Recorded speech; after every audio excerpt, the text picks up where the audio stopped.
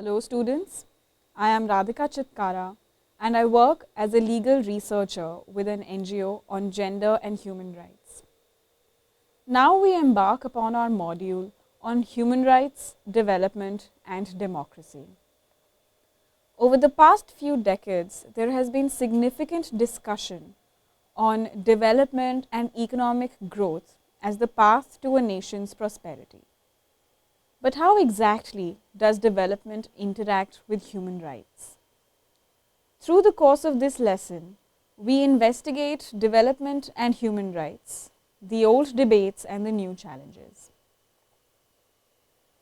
Traditionally, development and human rights were considered distinct, exclusive fields with little relationship between them.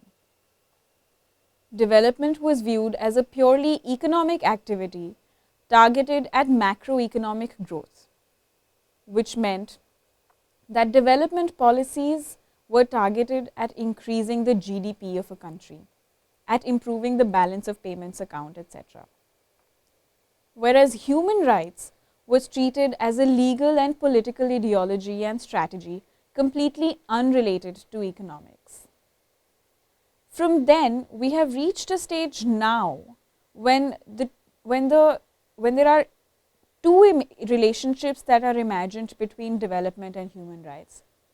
First is development as a human right, which is the right to development, declared for the first time in the UNGA Declaration on the Right to Development in 1986.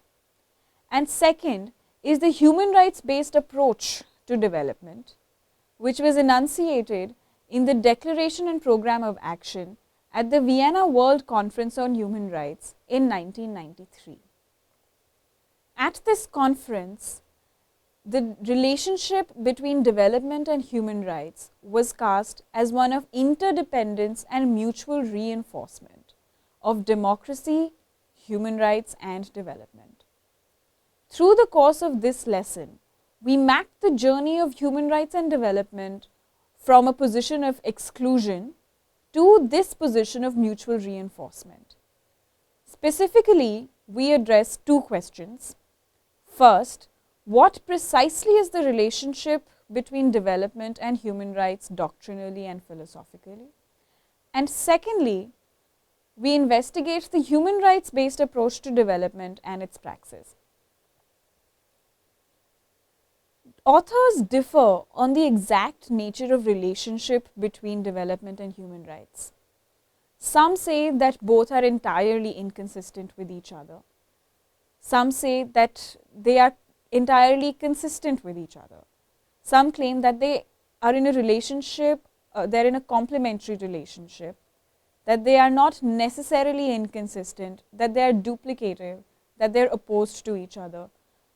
Jack Donnelly, for instance, a leading human rights scholar, states that there is no direct link between the two, whereas Philip Alston and Mary Robinson beg to differ and cast the relationship as one that is mutually reinforcing, whereas Ham states that development and human rights are interdependent. In order to really analyze what the relationship really is, we trace the history of development. Development was first imagined as macroeconomic growth alone. It assumed this constant focus on macroeconomic growth through increased GDP, assumed that microeconomic growth will follow suit, assumed that alleviation of poverty, hunger, disease and illiteracy would naturally flow out of a focus on macroeconomic growth. It assumed that social and political inequalities will radically transform as a result of this focus on macroeconomic growth. But none of this really happened. This paradigm failed to secure the basic needs like education, healthcare for citizens and vulnerable populations. It had a deleterious impact on the environment, and it in fact greater incentivized inequalities politically and socially. Owing to all the problems that arose out of the first phase of development as macroeconomic growth alone, In the 1970s, developmentalists reoriented themselves around the basic needs approach, where the focus was on securing the basic needs of citizens, such as medicine, healthcare, access to education, food, water, sanitation, etc. And this is because the focus on free market forces, as in the first phase, was found inadequate, since the free market only served even the basic needs only to those entities that could afford to pay for it. So even while the phase of the 1970s was focused on the basic needs approach, there was a counter revolution in the 80s and the 90s through the wave of structural adjustment programs in development. This marked a return to a focus on economic laissez-faire within countries. And the structural adjustment programs, or the SAPs, of the World Bank and the IMF mandated as a precondition to aid and loans to developing countries radical reorientation of their economy.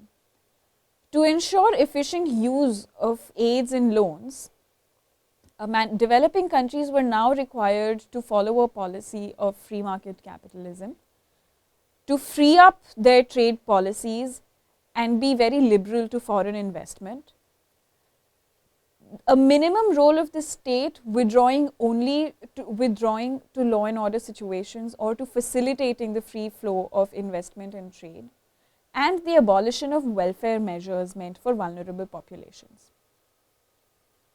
So while as a result of these structural adjustment programs, the GDP of countries did greatly rise, the pitfalls of this approach were even greater.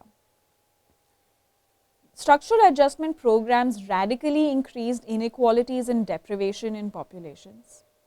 And it was also noticed that the cost of development was borne by one entity, whereas the rewards of it were reaped by another entirely.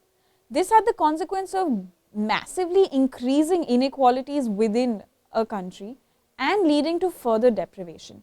So for instance, in Zambia, as a result of the structural adjustment programs, there was a massive reduction in nutritional standards because the structural adjustment programs mandated a growth of cash crops over food crops. In Senegal, for instance, there was a reduced access to healthcare and education because market forces served even essential services only to those who could afford to pay for it. So while there was some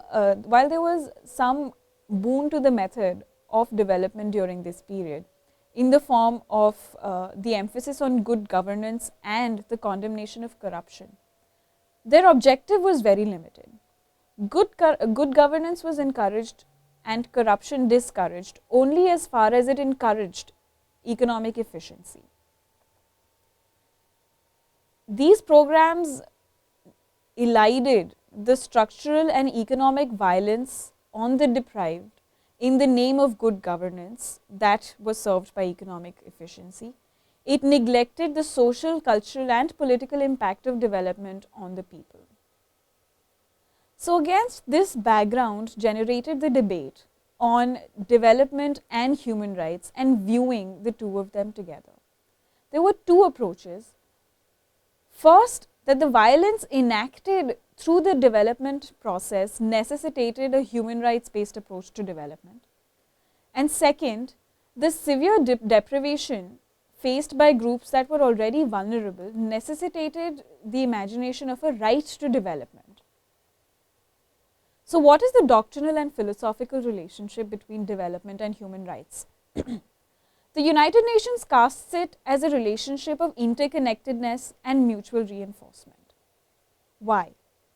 First, because the goals of human rights and development are very similar and therefore can gain from each other. So, the objectives of development are provided a concrete form through social and economic rights of food, health, housing, etc.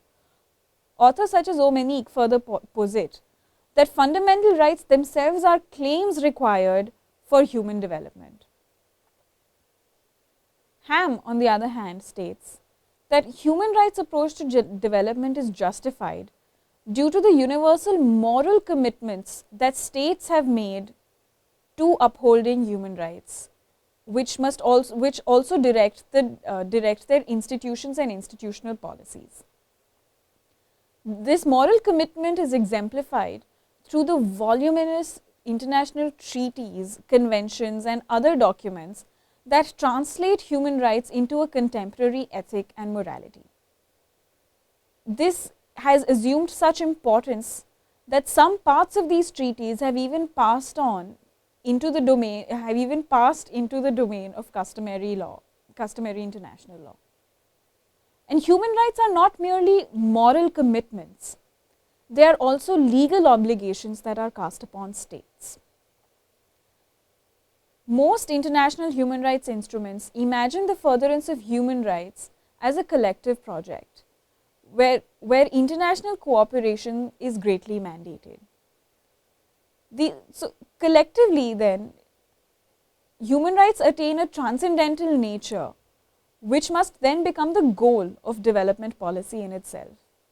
This ties in with Amartya Sen's imagination of development as Amartya Sen's theory of development. This ties in with Amartya Sen's theory of development as freedom.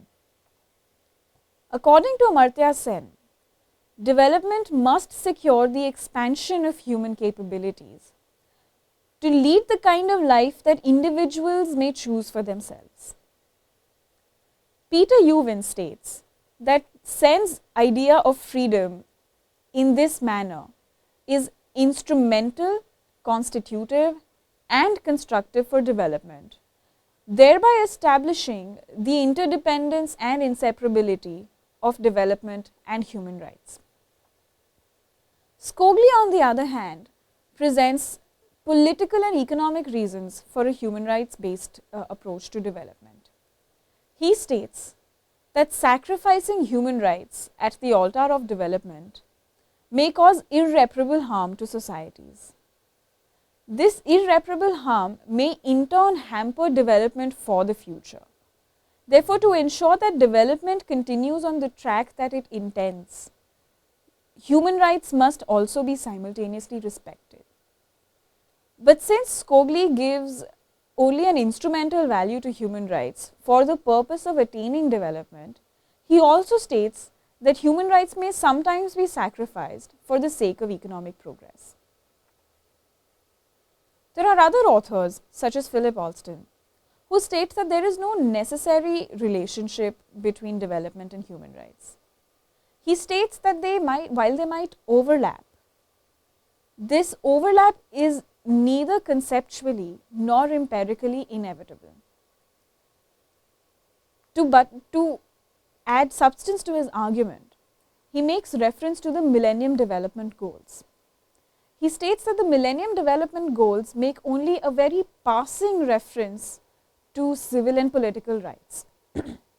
And even where the Millennium Development Goals do address economic, social and cultural rights, they address a very narrow field of the rights that are actually covered in the human rights instruments such as the ICESCR. Jack Donnelly analyzes this relationship further. He states that if there is any convergence between human rights and development, it is more an outcome of empirics than of philosophy. He states that human rights, as minimum guarantees of dignity, act to constrain democracy from violating dignity which might otherwise be done on account of popular will. The only reason that democracy and human rights are viewed consistently and as reinforcing each other is because modern polities prioritize human rights over democracy. Therefore, fundamental rights vest in citizens which the state cannot erode even through democratic processes.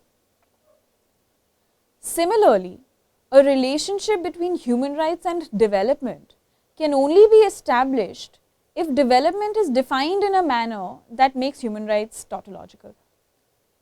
and that there is actually no automatic relationship. He cites the example of severely repressive political regimes, such as in South Korea, China, Singapore, and Taiwan, who have attained a high degree of economic growth despite their political repression, which clearly indicates that there is no direct relationship between securing civil and political rights and securing growth. Furthermore, he states that liberal market frameworks within which most development work is actually undertaken operate to produce efficiency and profits, and not to satiate needs and welfare of population. In their operation, suffering is generated by design, which is sought to be obviated by the welfare state. So, despite redefinitions, development continues to be a primarily market-driven economic project, and it is in that sense that most countries still understand it.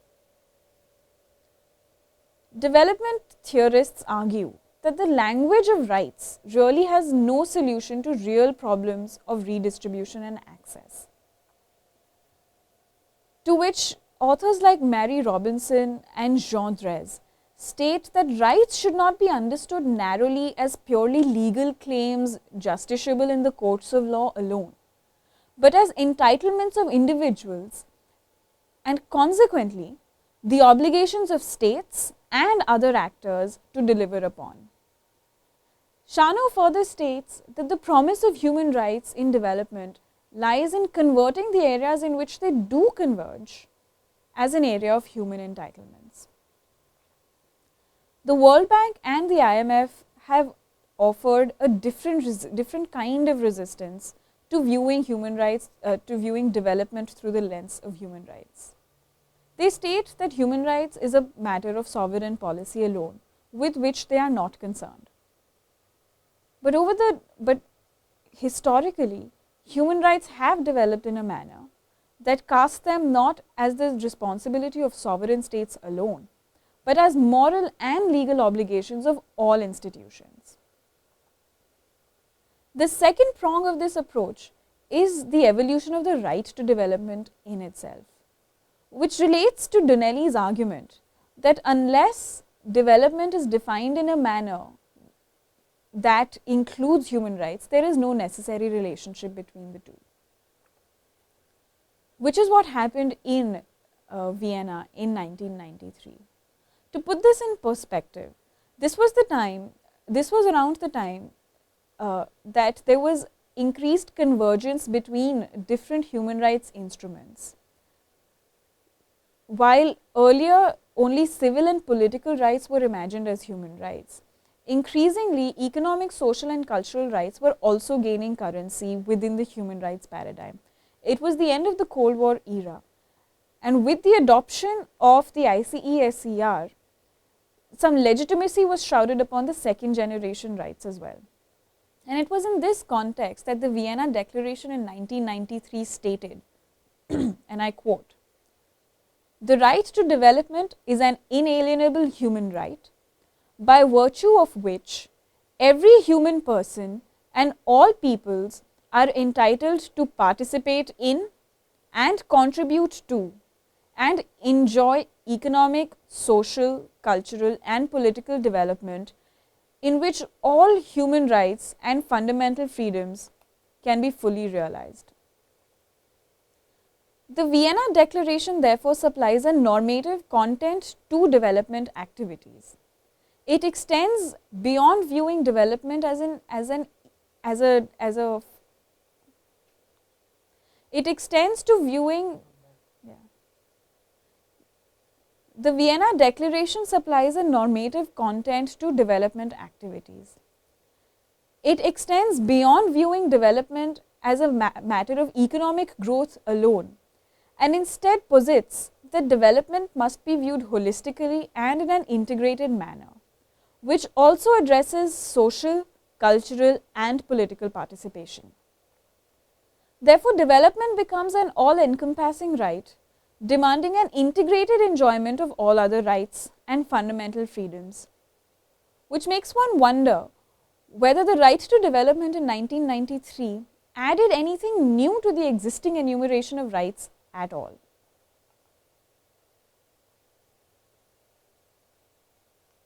We now proceed to the second part of this lesson, which is what does the practice and implementation of the human rights based approach to development mean? Peter Ewin analyzes the value that the human rights based approach adds to development. He posits that through this approach, rights should not be viewed as fixed properties or legal certainties. Instead, the human rights based approach to development takes development out of the zone of needs and claims, needs and charity, and takes it into the zone of claims and entitlements. What is the impact that this has on development? First, it fosters accountability between donors and donees. Second, governments become obligated to deliver upon the claims and rights that citizens have. Third, this obligation of governments drives the policies and schemes of the government, which, absent a rights framework, may or may not be geared towards development. Fourth, this accountability may be penned not only in the courts of law, but through the political processes themselves. Because of this, Sen Gupta states that development becomes an integrated right, which warrants an allocation of resources also in an integrated manner. The obligation of poverty alleviation, for instance, therefore, gets cast not only upon individual states, but upon the international community as a whole. Methodologically, what is the framework, therefore, that the human rights based approach to development supplies? To quote Peter Ewin, any process of change that is being promoted through development assistance ought to be participatory, accountable, and transparent, with equity in decision making and sharing of the fruits or outcome of the processes. It is not dependent on the whim of a benevolent outsider, but rooted in institutions and procedures. A human rights based approach to development, therefore, dispenses with ad hoc mechanisms by which the end outcomes of healthcare and education might be supplied, but instead focuses on the evolution and development of institutions, state institutions or non-state institutions, and processes that seek to deliver upon the entitlements of citizens sustainably. They do so given the violent history that development has had in the past. Ewin emphasizes that the human rights approach to development makes sure that people are able to participate in the fruits of the process as well, therefore obviating the inequality that has traditionally been an outcome of developmental activity. Human rights based approach to development therefore props three pillars of: one, participation; second, accountability; and third, transparency. How does this translate into the approach? Earlier, developmental activists also emphasized participation, but their view of participation in projects was limited to informing the concerned relevant populations that such a project will be undertaken. The human rights approach to development takes this one step further. Not only does participation warrant supplying information, but also actively taking the consent of those populations to the project in itself. Secondly, developmental theory emphasizes good governance for the sake of economic efficiency. Human rights approach instead requires a consolidation and strengthening of institutions and processes on a sustained basis, whose mandate then extends beyond just economic efficiency. to also ensuring social, cultural and political progress in a democratic and sustained manner. Third, traditionally, development focused on outcomes in improved indicators. So, projects whereby property rights were sought to be formalized were undertaken at a large scale, and the success of the projects would be evaluated in terms of how many of these plots of land and people were brought into the fold of the drive, and evaluated purely in terms of numbers. But as greater analysis of these drives took place, it was noticed that this formalization of property rights process had a side effect of eliminating the customary rights of women to property in itself. This reinforced patriarchal modes of holding property and passing it on only to the men in the community and in the family. What a human rights based approach to development would do would be to emphasize non-discrimination not only in the outcome but also in the processes, which means that those services would be disbursed in a non-discriminatory manner, that the fruits of those services would be enjoyed in a non-discriminatory manner, and the processes would be such that would ensure that existing discriminatory practices are not reinforced but overcome. To this paradigm, Shano says that development agencies must now recognize that they operate within a human rights paradigm. This requires institutions such as the World Bank and the International Monetary Fund to realign their methods and their strategies. What must be done as part of this process? First, they must change the activities that they undertake as developmental agencies. Second, they must change the methods and the motivations that they have for undertaking those activities. Third, they must evaluate their choice of partnerships with greater diligence to ensure that their partners are not participating in any, that their partners are not complicit in human rights violations. Third, yeah, that's what I was doing. Third, they must be more diligent in their choice of partnerships to make sure that their partners are not complicit in any human rights abuses. And fourth, they must also reevaluate the relationship that they have with states and other national and international NGOs in the delivery of services for development. But as human rights gained more currency over the past decade, it was noticed that institutions such as the World Bank and the International Monetary Fund did begin to give greater lip service to human rights by mentioning it in their process documents, in their speeches, and in other paperwork, but without necessarily realigning any of their strategies, without necessarily ensuring that human rights would percolate down to the manner in which they undertake development as well. So, students, to summarize what we have addressed through the course of this presentation, we have sought to investigate the relationship that human rights and democracy have with development. We noticed how development was originally birthed as an activity of economic growth alone, which neglected social, political and economic transformation on the ground. Not only did it neglect these transformations, it in fact exacerbated existing inequalities and deprivations in developing countries. This necessitated a discussion on what the relationship should be between human rights, democracy and development. Different authors view this relationship differently. Some state that human rights and development are entirely consistent with each other. Others state that they complement each other. A third group would state that they are not necessarily inconsistent and that there is some scope for overlap. Some state that they are duplicative, while the last state that they are entirely opposed to each other.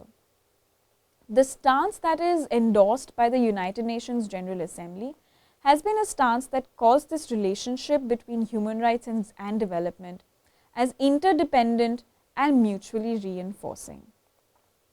So, what does this relationship of interdependence and mutual reinforcement means? It means that developmental agencies, states, NGOs must now follow a human rights based approach to development.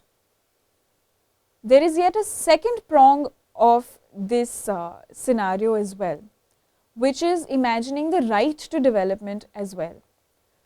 The right to development is imagined as an integrated, wholesome, comprehensive, all-encompassing right that permits the enjoyment of fundamental freedoms for all. Specifically, the Vienna Declaration calls the right to development as an inalienable human right, by virtue of which every human person and all peoples are entitled to participate in and contribute to and enjoy economic, social and cultural and political development in which all human rights and fundamental freedoms can be fully realized.